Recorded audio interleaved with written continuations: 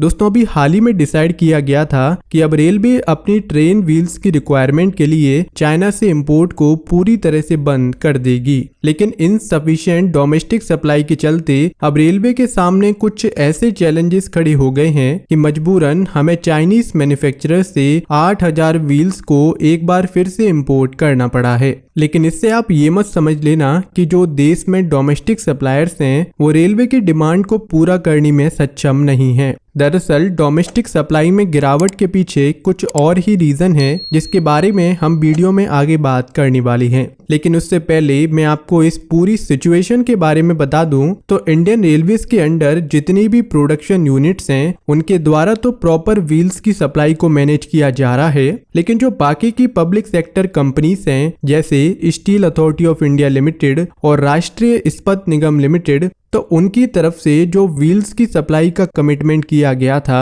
उसमें हमें गिरावट देखने को मिली है, जिसकी वजह से ट्रेन्स की मैन्युफैक्चरिंग से लेकर मेंटेनेंस तक इंडियन रेलवेज के सभी ऑपरेशंस पर इसका इम्पैक्ट देखने को मिला है। और इसी शॉर्ट टर्म रिक्वायरमेंट को फुलफिल करने के लिए रेलवे के द्वारा मजबूरन चाइना से इन व्हील्स को इंपोर्ट किया गया है। देखिए, इन व्हील्स के डोमेस्टिक प्रोडक्शन में गिरावट का एकमात्र कारण ये है कि steel authority of India limited का जो व्हील एंड एक्सल प्लांट है वो 28 अगस्त 2023 से लेकर 25 सितंबर 2023 तक मतलब लगभग एक महीने से अपने शेड्यूल कैपिटल मेंटेनेंस पर है। और इस मेंटेनेंस के बारे में रेलवे बोर्ड को पहले ही 20 जुलाई 2023 को इन्फॉर्म कर दिया गया था। हालांकि इस मेंटेनेंस के बावजूद सेल के द्वारा सितंबर में 2850 व्हील्स को सप्लाई किया गया है। और जैसा कि अब इस प्लांट का मेंटेनेंस पूरी तरह से कंप्लीट हो चुका है तो अब सेल आने वाले महीनों में अपनी प्रोडक्शन कैपेसिटी को काफी तेजी से इंक्रीज करने वाली है।